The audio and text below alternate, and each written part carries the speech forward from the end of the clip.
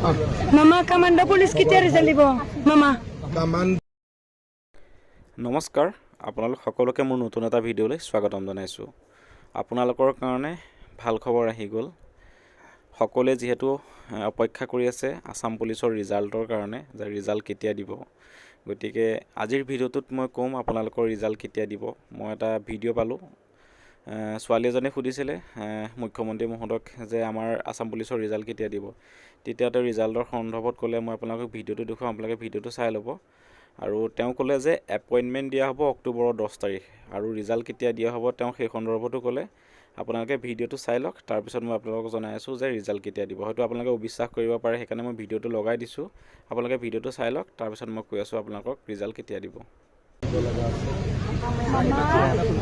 মামা commando police কেতিয়া result দিব মামা? কামান্ডোৰ সব এপইণ্টমেণ্ট 10 অক্টোবৰ। ৰিজাল্টটো কেতিয়া মামা? ৰিজাল্টটো তাৰ 10-5 দিন আগতে। খবৰ ভাল।